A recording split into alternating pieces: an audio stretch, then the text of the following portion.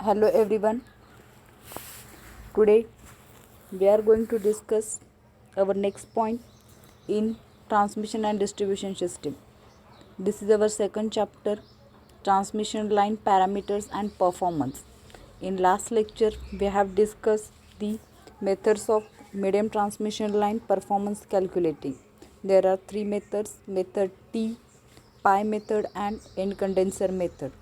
According to the position of capacitor is placed, we named the methods as the three methods, that is end condenser, pi method and T method. Now we are going to discuss our next point. What is transposition of transmission line and features of it? As its name suggests that transposition means we need to change the position of our phase, means R Y B ह्या काही ज्या three phases आहेत त्यांच्या position वेगवेगळ्या इंटरवलला change करणं, that is called as transposition of transmission line. तर आपल्या ट्रान्समिशन लाईन्समध्ये तीन फेजेस असतात, R Y and B. Three phase line असेल तर we considered it as R Y and B. Here in figure you can see here the three phases are there. First is R, Y, or we can say first phase A, B, C. These are the three phases of transmission line. In order that voltage drops are equal in all the three phase conductors of three phase line, we interchange the position of the conductors at regular intervals along the line. Means जे काही voltage drop जो आहे transmission लाईनमधला जो voltage drop आहे तो तिन्ही फेजमधला equal राहण्यासाठी आपण वेगवेगळ्या इंटरवलला आपण प्रत्येक फेजची पोझिशन चेंज करतो. तर फर्स्ट फेज आहे ती आपली ए बी सी, 1 1 2 3. तर ह्या फेजचा एक पर्टिक्युलर इंटरवल नंतर आपण ही फेज जी आहे ए बी सीचं आपण काय केलं,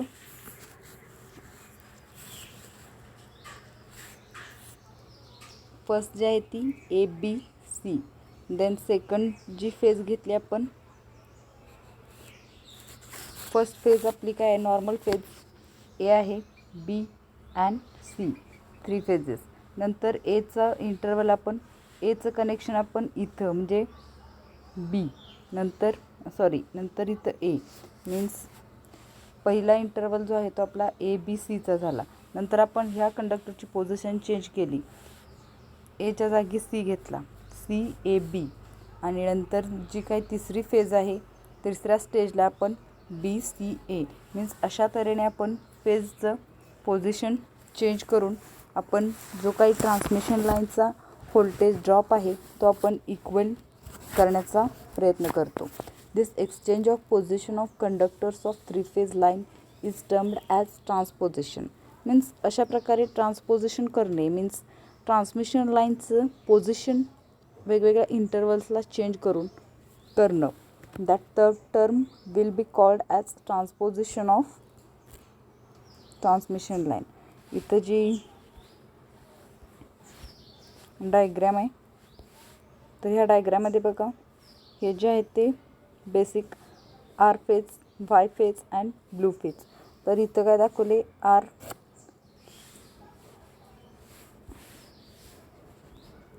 इथं आर फेज आहे, नंतर इथं वाय, नंतर इथं येलो, इथं मीन्स इथं कसं दोन्ही साईडला आर टू आर असं कनेक्शन आहे. पण इथं आपण कसं घेतलं, blue to R. Means position त्या कंडक्टरची जी आहे ते आपण चेंज केलेली आहे.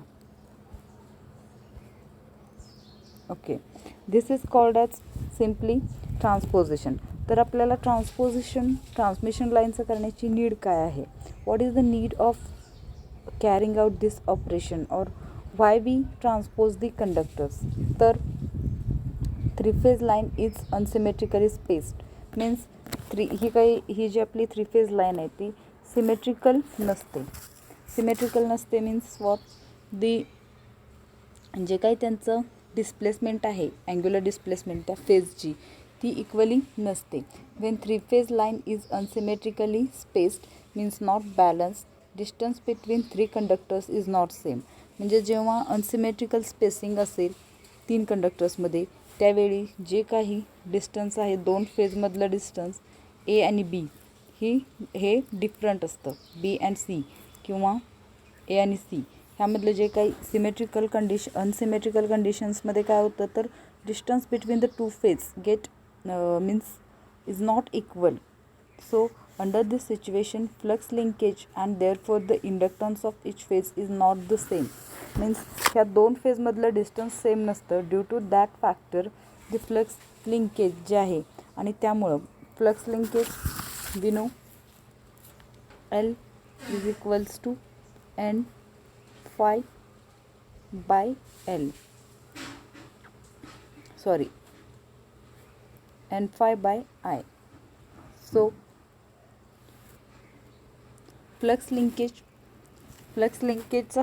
इंडक्टन्सचा फॉर्म्युला काय आहे L is equals to N phi by I. That means flux linkage divided by current. तर डिस्टन्स दोन फेजमधलं जर इक्वल नसेल तर फ्लक्स लिंकेज पण इक्वल होत नाही आणि त्यामुळं जो काही सिस्टमचा इंडक्टन्स आहे तो पण अनइक्वल असतो. आणि आपल्याला माहीत आहे प्रत्येक ट्रान्समिशन लाईनमधल्या जी फेजेस आहेत प्रत्येक लाईनचा इंडक्टन्स जो आहे तो डिफरंट होतो. त्यामुळे जो काही व्होल्टेज ड्रॉप आहे पूर्ण होल सिस्टममध्ये it will be unequal. Due to this factor the values of inductance of each phase is become different.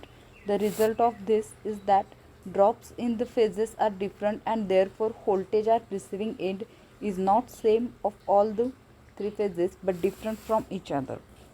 Means काय होतं जेव्हा दोन फेजमधलं डिस्टन्स डिफरंट असतं त्यावेळेला फ्लक्स लिंकेज जे असतात त्या पण प्रत्येक फेजमधल्या वेगवेगळ्या फ्लक्स लिंक होतात. त्यामुळे जो काही ट्रान्समिशन लाईनचा इंडक्टन्स आपला पण अनइक्वल होतो. त्यामुळं जो काही आपला ट्रान्समिशन लाईनमध्ये होणारा ड्रॉप आहे जो काही इंडक्टन्समुळे किंवा रेजिस्टन्समुळे होणारा जो ड्रॉप आहे तो सुद्धा अनइक्वल भेटतो. Due to this factor voltage drop unequal भेटल्यामुळे आपल्याला रिसिविंग एंडला जे भेटणारं व्होल्टेज आहे ते सुद्धा अनइक्वल भेटतं. त्यामुळे व्होल्टेज जे आहे जे काही रिसिविंग एंडला व्होल्टेज आपल्याला भेटणार आहे ते इक्वल ठेवण्यासाठी त्याचं मॅग्निट्यूड आहे त्याचा अँगल आहे फेज डिस्प्लेसमेंट जी आहे त्या व्होल्टेजची ती इक्वल ठेवण्यासाठी व्होल्टेज ड्रॉप जो आहे तो सुद्धा इक्वल ट्रान्समिशन लाईनमध्ये राहावा.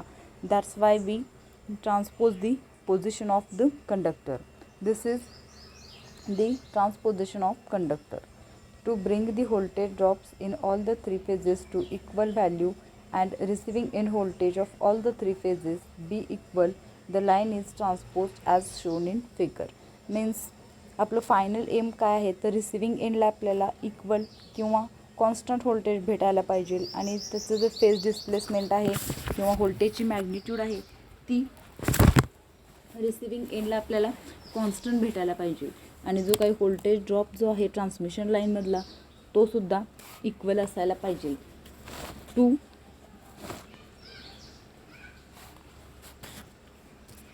For that purpose we transpose the line. Okay, this is the simple phenomena of transposition. Means काय तर रिसिविंग एंडला आपल्याला जर इक्वल व्होल्टेज भेटायचं असेल किंवा व्होल्टेज ड्रॉप जर आपल्याला इक्वल रेंजमध्ये करायचं असेल तर त्या टाईमला आपण R5B या तिन्ही फेजेसचं ट्रान्सपोजिशन वेगवेगळ्या इंटरवलला आपण करणार आहे. ट्रान्सपोजिशन म्हणजेच काय तर प्रत्येक फेजची थोड्याफार इंटरवल नंतर प्रत्येक फेजची जी काही पोझिशन आहे ती चेंज करायची. मीन्स काय तर ए कंडक्टर इथं आहे तर एचं पोझिशन बीच्या जागी, नंतर सेकंडला काय होणार तर बीच्या जागी असणारा ए सीच्या जागी जाणार. Okay, this is the transposition of conductors. to balance the voltage at receiving end and to balance the voltage drop across the whole transmission line. Means final the aim of transposition is to balance the voltage at the receiving end or gives equal voltage drop across the transmission line. Okay, our next point is skin effect. So basically skin effect, particular skin effect बघण्या अगोदर आपण electrical power सिस्टममधले जे काही effects आहेत ते आपण study करणार आहे. तर इलेक्ट्रिकल पॉवर सिस्टममध्ये डिफरंट टाईप्सचे इफेक्ट्स आहेत. Firstly skin effect, corona effect, proximity effect and Ferranti effect. These are the 4 effects in power system. These effects are depends upon the voltage magnitude, the frequency of AC and another different factors, and types of material which used for the conductor material. There are different aspects depends on which these effects are occurred in the power system. So why we need to study these effects means का आपल्याला electrical power सिस्टममधले effects आपल्याला study करायचे आहेत. तर त्या इफेक्ट्सचा आपल्याला analysis करून कोणत्या प्रकारचं मटेरियल कोणत्या ठिकाणी यूज करायचं किंवा ट्रान्समिशन लाईनचं आपलं मेकॅनिकल डिझाईन कशाप्रकारे इफिशियंटली आपण ते डिझाईन करायचं, याच्यासाठी आपल्याला इलेक्ट्रिकल पॉवर सिस्टमचे जे काही इफेक्ट्स आहेत ते माहीत असणं इम्पॉर्टंट आहे. That's why we need to study in detail the effects of power system. In that we are going to discuss firstly skin effect. So in skin effect काय असतो हे आपण बघणार आहे. तर स्किन इफेक्ट त्याच्या आधी आपण पहिल्यांदा बेसिक जे आहे इलेक्ट्रिकलमधलं 3 कंपोनंट असतात. ट्रान्समिशन लाईनचे 3 कंपोनंट्स आहेत. कोणकोणते आहेत? एक मिनिट. ट्रान्समिशन लाईनचे 3 components resistance, inductance and capacitance. We know that this is the simple 3 आपले कंपोनंट्स आहेत. तर त्यातला जो ट्रान्समिशन लाईनचा L that is inductance of transmission line. This is flux linkage divided by current. This is inductance. The formula for the inductance is flux linkage divided by the current which is flowing through that conductor. जेवढा flux link होतात divided by त्याचा त्यामधून flow होणारा current. Flux लिंकेजचा formula again N phi divided by I. Here N is the number of turns of that conductor and flux phi is the flux which is linked to that turns. Okay, due to this what happened, we know L is proportional to the flux. Okay, so skin effect मध्ये काय होतं तर basically हे basic parameters आपल्याला माहीत असलेला पाहिजेत. तर इंडक्टन्स जो आहे तो is proportional to fluxes. We know the inductive reactance formula XL is equals to 2 pi FL. Okay, so flux is proportional to inductance and inductance is directly proportional to inductive reactance. Inductive reactance simply it is a impedance in AC circuit. We know Z is equals to R plus JXL. That means inductive reactance is proportional to impedance and we know impedance is opposition to the flow of current. This is the basic of electrical as we all know this, but now we need to summarize this concept because it is important while studying skin effect. Okay, firstly what is skin effect? तर in a figure it shows that cross section of conductor and current concentrating near the surface and at middle of that conductor ची size means circular टाईपचा conductor दाखवलेला आहे आणि मिडलला जो आहे तो no current flows inside. मिडलचा जो कंडक्टरचा पोर्शन आहे तिथं करंट नाही आहे बट जी काही करंटची आउटर पेरिफेरी आहे तिथं करंटचे चार्जेस दाखवलेले आहेत. The tendency of AC current to concentrate near the surface of conductor is known as skin effect. तर आपला ट्रान्समिशन लाईनमधून फ्लो होणारा जो AC करंट आहे अल्टरनेटिंग सायकल, त्याची tendency of AC current to concentrate near the surface of conductor, कंडक्टरच्या सरफेसच्या भोवती कॉन्सन्ट्रेट होणे किंवा क्राऊड क्रिएट करणे आणि मिडल जो पार्ट आहे तिथं करंट फ्लो न होणे.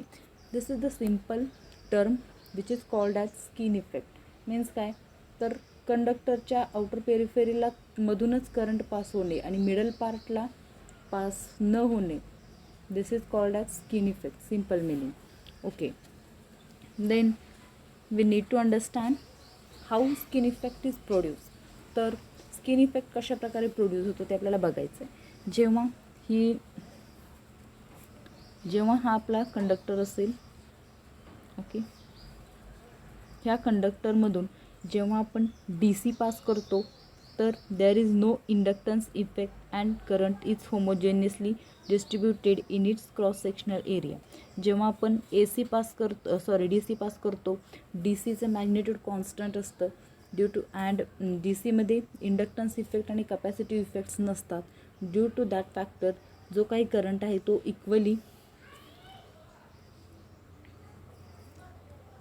इक्वली डिस्ट्रीब्यूट होतो. जर आपण DC सप्लाय दिला तर इक्वली डिस्ट्रीब्युशन होतं करंटचं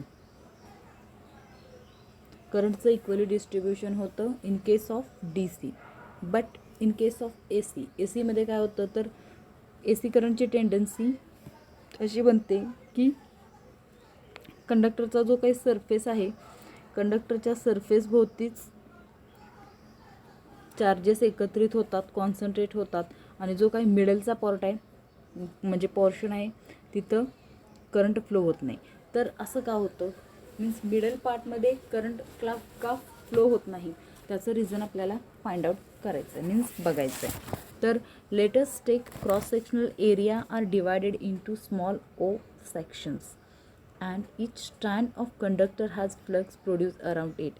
मीन्स हा जो आपण कंडक्टर कन्सिडर केला आहे तर त्याला आपण एक स्मॉल पीसेसमध्ये डिवाइड केलं आहे असं समजायचं आहे. आणि जे काही कंडक्टरचे जे काही स्ट्रँड्स आहेत म्हणजे छोटे छोटे जे पार्ट्स आहेत त्यातून इलेक्ट्रिकल फ्लक्स क्रिएट होतात. Flux linking with central conductor will be much more as conductors around these central conductors also produce flux that around these central conductors. एक मिनिट.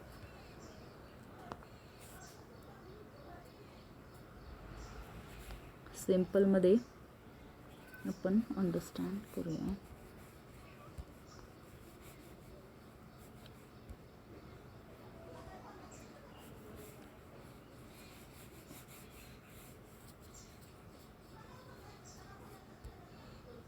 हा जो आपला कंडक्टर आहे तर हे छोटे छोटे पीसेस आहेत कंडक्टरचे, म्हणजे स्टँडर्ड कंडक्टर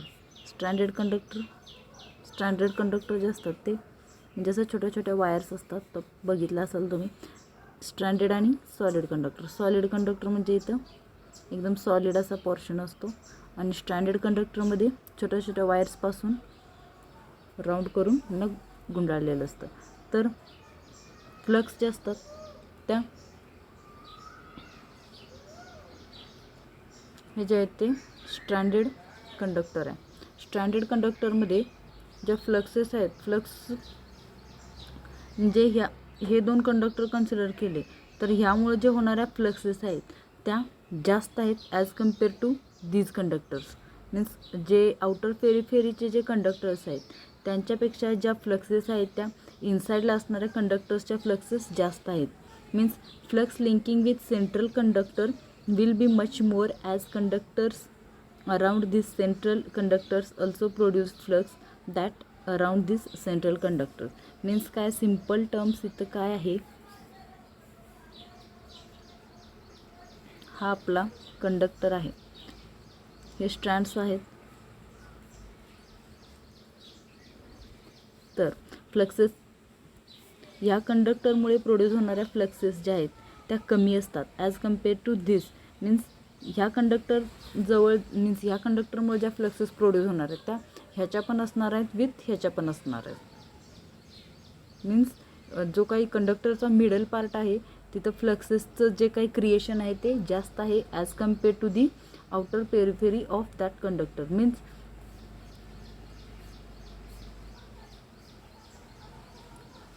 आता सेंट्रलला जास्त फ्लक्सेस आहेत आणि आउटर पेरिफेरीला कमी फ्लक्सेस आहेत. हे रिझन मीन्स का आहेत असं, तर ह्या कंडक्टरमुळे ज्या क्रिएट होणार आहेत फ्लक्सेस त्या ह्याच्यामुळं प्लस ह्याच्यामुळं दोन कंडक्टर्समुळे होणार आहेत. बट आउटर पेरिफेरीला इकडं कुठे कंडक्टर्स आहेत का, नाही. बट मिडलला जे काही आहे ते जास्त फ्लक्सेस प्रोड्यूस होतात बिकॉज मिडलच्या साईडला कंडक्टर्स जास्त आहेत. मीन्स फ्लक्सेस बेसिक आहे, फ्लक्सेस इथं जास्त असणार आहेत का इथं जास्त असणार आहेत, सेंट्रल पार्टला. ऑब्वियसली सेंट्रल पार्टला फ्लक्सेस ज्या आहेत त्या जास्त असणार आहेत as compare to the external part.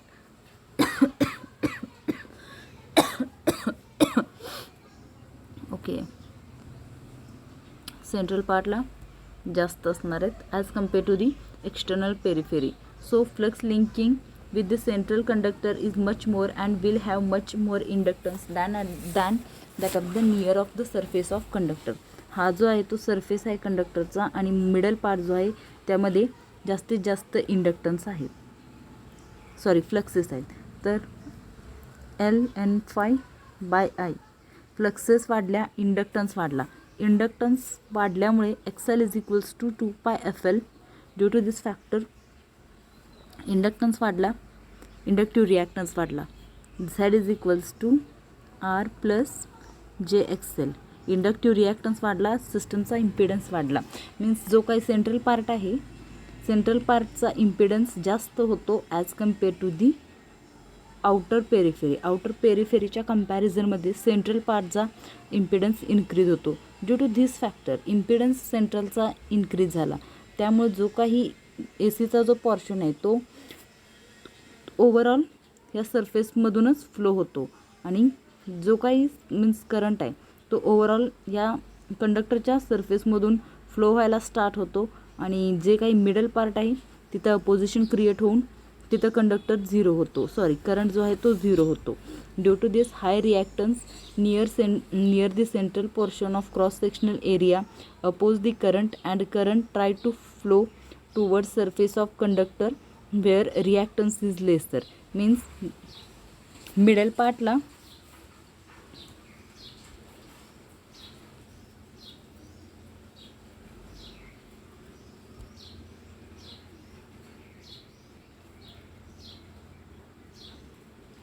less flux, sorry middle part ला more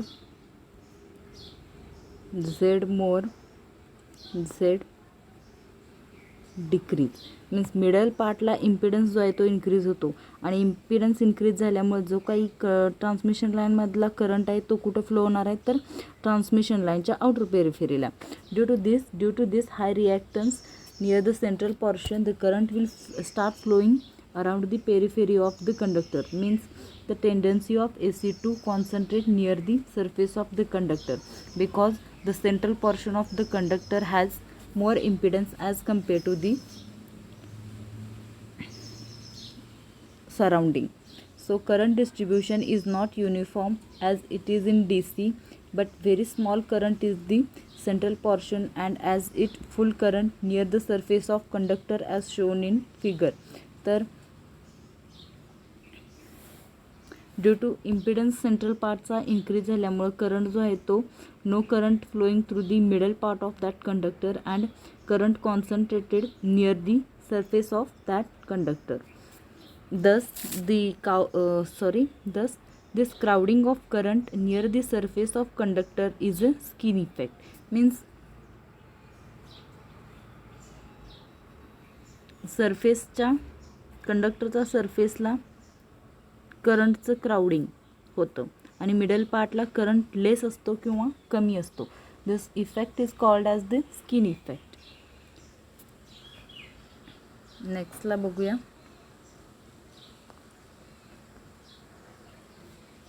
तर skin effect in a solid wire. तर सॉलिड वायर आणि स्ट्रँडेड वायर आपण बघितली आहे का.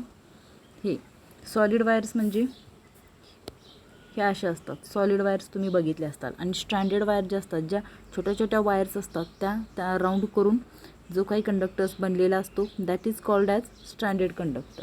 आणि सॉलिड वायर्स ज्या असतात त्या अशा एक मेटलपासून स्टीलपासून बनलेल्या असतात.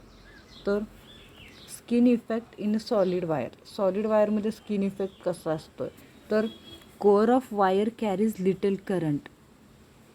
मीन्स जी काही वायरची जी कोअर आहे मीन्स हा जो मिडल पार्ट आहे it carries less current and more current is passing through the overall surface of that conductor. Skin हा जो आहे तो सॉलिड वायरमध्ये. तर स्ट्रँडेड वायरमध्ये कसा आहे skin effect in stranded wire with no individual insulation. More current travel on outside surface. It indicates that जास्तीत जास्त करंट जो आहे तो कंडक्टरच्या सरफेसवरती फ्लो होतो आहे. ओके.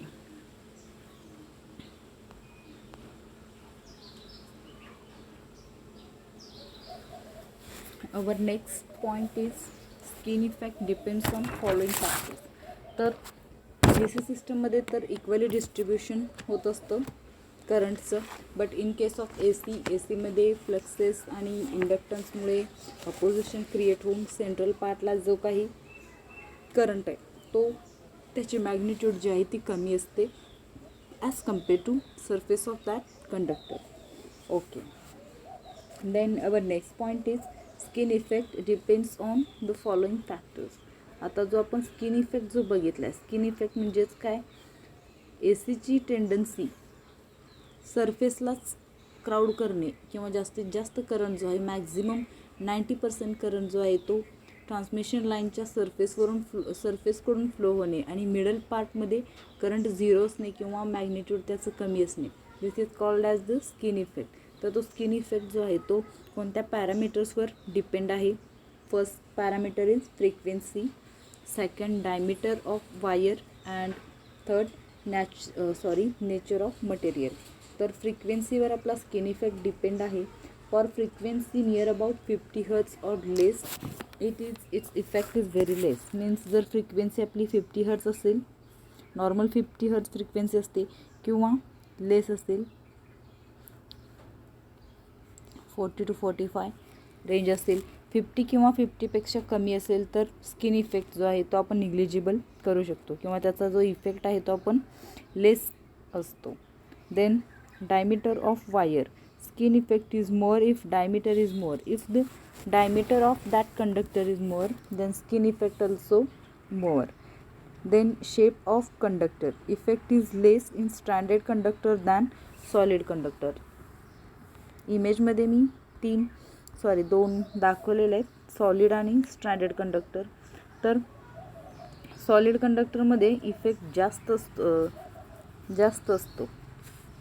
इफेक्ट जो आहे तो सॉलिड कंडक्टरमध्ये जास्त असतो as compare to the standard conductor. Means for reducing this skin effect we have to use standard conductor. Standard कंडक्टरमध्ये लेस इफेक्ट असतो skin effect.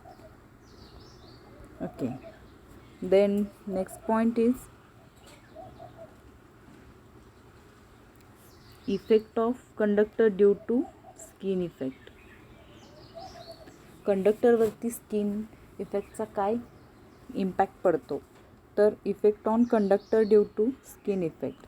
Effective area of current conduction is reduce as very less current in the central portion cross sectional area of conductor is use. Means काय तर skin इफेक्टमध्ये current जो आहे तो maximum सरफेसवरूनच flow होतो आणि middle part जो आहे तिथं लेस करंट फ्लो होतो. Due to that factor the cross sectional area of conductor gets reduce. Due to this resistance rho L by A. Cross sectional area reduce झाला resistance increase झाला. Due to increase of resistance is increased. Due to increase in resistance, copper losses I square R increases. As resistance increases, obviously आपले जे काही voltage drops आहेत ते increase होणार. But and losses increase झाले म्हणजे efficiency आणि रेग्युलेशनवर त्याचा इम्पॅक्ट पडणार. Due to this efficiency and regulation get disturb. Regulation increase होणार, इफिशियन्सी जी आहे ती लाईनची डिक्रीज होणार. ओके, तर आपल्याला जर स्किन इफेक्ट जो आहे तो आपल्याला रिड्यूस करायचा असेल तर आपण कोणकोणते मेथड्स यूज केल्या पाहिजेत. तर सॉलिड कंडक्टर यूज करण्याऐवजी आपण स्टँडर्ड कंडक्टर्स यूज करू शकतो.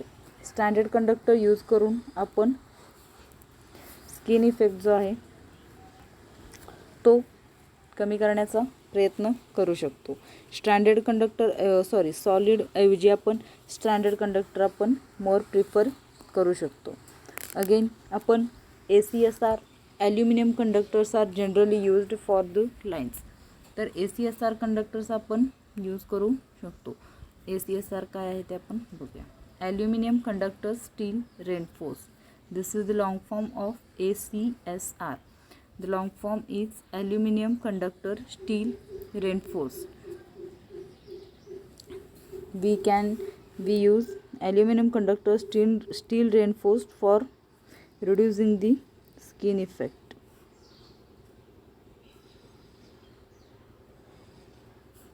Aluminum conductor steel reinforced हे जे आहे हा जो आहे तो स्टँडर्ड कंडक्टर आहे. स्टँडर्ड कंडक्टर ACSR जो आहे तो it is not solid conductor, it is standard conductor. It is surrounded by aluminium conductors. ॲल्युमिनियमच्या कंडक्टरपासून सराउंड केलेलं आहे आणि स्टील जे आहे ते मिडलला आहे. स्टील आपण मेकॅनिकल स्ट्रेंथ कंडक्टरची इन्क्रीज करण्यासाठी आपण स्टील यूज करतो. With the increase of the steel with the increase of the mechanical strength of the transmission line we use steel. स्टीलचा उपयोग करून आपण ज्या कंडक्टरची ॲल्युमिनियमची स्ट्रेंथ इन्क्रीज करतो with the help of steel. Aluminium conductor steel reinforce means स्टीलचं reinforcement करून आपण ॲल्युमिनियम कंडक्टरची स्ट्रेंथ जी आहे ती इन्क्रीज करतो. सेंट्रलचे जे कंडक्टर्स आहेत ते स्टीलचे बनलेले असतात आणि सराउंडिंगचे जे कंडक्टर्स आहेत प्लेस केलेले ते ॲल्युमिनियमपासून बनलेले असतात. तर आपण स्किन इफेक्ट रिड्यूस करण्यासाठी ACSR मटेरियलसुद्धा यूज करू शकतो. Then use of hollow conductors. तर हॉलो कंडक्टर्स काय असतात?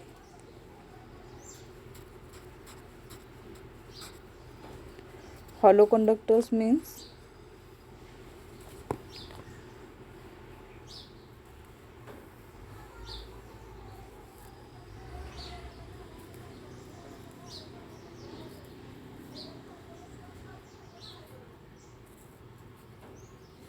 हॉलो कंडक्टर्स जर मीन्स आपण हॉलो कंडक्टर्स यूज करण्याचा काय फायदा आहे तर स्किन इफेक्टमध्ये काय होतं तर सेंटरला तर करंट फ्लो होतच नाही, त्यामुळे मटेरियलची सेविंग होते. हॉलो कंडक्टर्स म्हणजे अशा प्रकारचे कंडक्टर्स असतात. मिडल पार्ट जो असतो तो एम्प्टी असतो म्हणजे पोकळ हॉलो पोर्शन.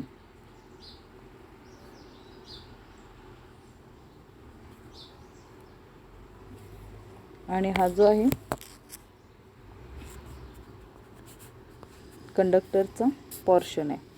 ओके, तर हॉलो कंडक्टर यूज करून सुद्धा आपण स्किन इफेक्ट जो आहे ट्रान्समिशन लाईनचा रिड्यूस करू शकतो. तर मेथड्स आपण 3 बघितल्या. तर स्किन इफेक्ट रिड्यूस करण्यासाठी आपण एकतर ॲल्युमिनियम कंडक्टर स्टील रेनफोर्स हे मटेरियल यूज करतो. त्यामध्ये स्टील जे आहे ते मिडलला असतं. ड्यू टू दिस मिडलला ठेवल्यामुळं आणि जो काही ॲल्युमिनियममधून सरफेसवरून फ्लो होणारा करंट आहे तो फ्लो होतो. ACSRमध्ये स्टील का यूज करतो तर ॲल्युमिनियमची मेकॅनिकल स्ट्रेंथ कमी असते. तर मेकॅनिकल स्ट्रेंथ जी आहे ती इन्क्रीज करण्यासाठी आपण ॲल्युमिनियम कंडक्टर स्टील रिइन्फोर्समेंट करतो. नंतर जर आपल्याला ट्रान्समिशन लाईनमध्ये स्किन इफेक्ट रिड्यूस करायचा असेल तर आपण हॉलो कंडक्टर्स यूज करणार आहे. हॉलो कंडक्टर्सचं शेपिंग कसं असणार आहे तर आउटर साईडला करंट फ्लो होणार आणि जो मिडलचा पार्ट आहे मिडल पार्ट तो एम्प्टी असणार आहे. त्यामुळं इथं मटेरियलची सेविंग होणार आहे. त्यामुळं हॉलो कंडक्टर वापरणं इफेक्टिव्ह, कॉस्ट इफेक्टिव्ह बनणार आहे. Okay, these are the skin effect in power system.